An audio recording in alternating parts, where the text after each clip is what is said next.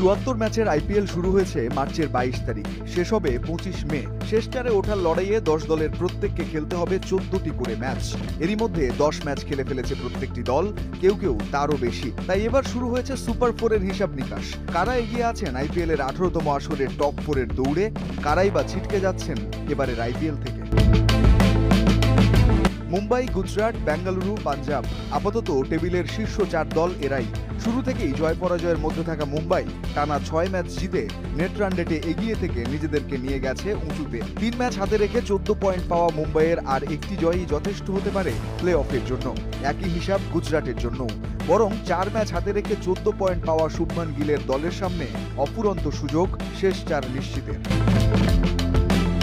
পিছিয়ে নেই কোহলির বেঙ্গালুরুও। গুজরাটের সাথে সমানে সমান টক্কর আরসিবির। রান রেটেও বেশ এগিয়ে রয়্যাল। তাই মুম্বাই আর গুজরাটের সাথে শেষ ৪-এর দৌড়ে এগিয়ে আছে বেঙ্গালুরু। এরপরই আসবে পাঞ্জাব, দিল্লি আর লখনৌয়ের নাম। বাঁচা মরার লড়াইয়ে শেষটায় কপাল পুড়তে পারে এখান থেকে যে কোনো দুই দলে। সমান ১০টি করে ম্যাচ খেলে পাঞ্জাব ১৩, দিল্লি ১২ আর লখনৌয়ের পয়েন্ট ১০। সম্ভাব্যতার সূত্র মেনে তাই শেষ ৪-এর দৌড়ে এগিয়ে পাঞ্জাব, কিছুটা পিছিয়ে দিল্লি আর লখনৌয়ের চ্যালেঞ্জ শেষ ৪ ম্যাচের প্রত্যেকটাই জেতা। একই সমীকরণ লখনৌয়ের চেয়ে ১ পয়েন্ট কম থাকা কলকাতার জন্য।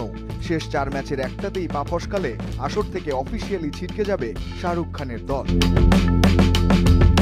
আনুষ্ঠানিকভাবে আসর থেকে ছিটকে গেছে রাজস্থান আর চেন্নাই। হায়দ্রাবাদের নামের পাশে এলিমিনেট শব্দটা এখনো লাগেনি, তবে টিকে থাকার সম্ভাবনাও নেই বললেই চলে। শেষ ৪ ম্যাচই কামিন্সের দলকে জিততে হবে বড় ব্যবধানে। শুধু তাই নয়, তাকিয়ে থাকতে হবে অন্য দলগুলোর দিকেও।